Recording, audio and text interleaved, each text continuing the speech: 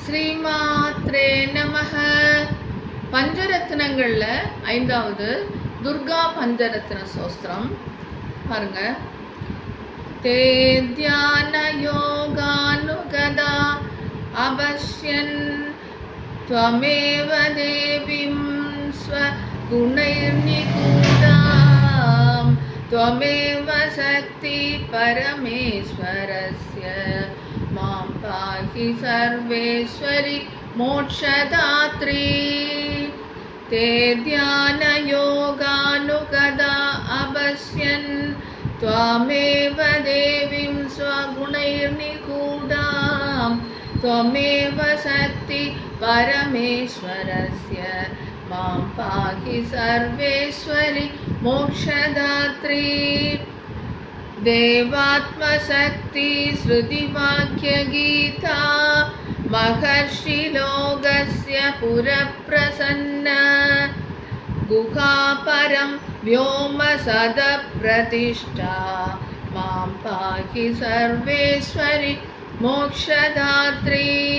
देवात्मशक्ति श्रुतिवाक्यगीता महर्षिलोकस्य पुरप्रसन्न गुहापरं व्योमसदप्रतिष्ठा मां पाहि सर्वेश्वरि मोक्षदात्री.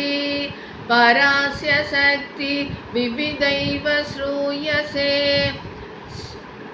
स्वेदाश्व वाग्योदित देवी दुर्गे स्वाभाविकी ज्ञानबलक्रियादे मां पाहि सर्वेश्वरि मोक्षदात्री.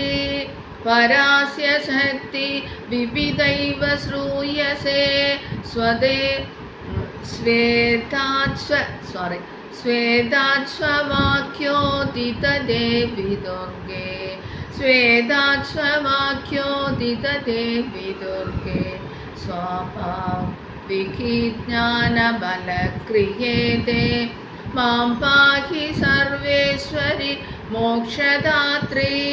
वेदात्मशब्देन शिवात्मभूता यत्कूर्म वायव्यवसोदविवृत्या त्वं पाशविद्येन सगरिप्रसिद्धा मां पाहि सर्वेश्वरि मोक्षदात्री. वेदात्मशब्देन शिवात्मभूता यत्कूर्म वायव्यवसो विवृत्या त्वं पाशविद्येन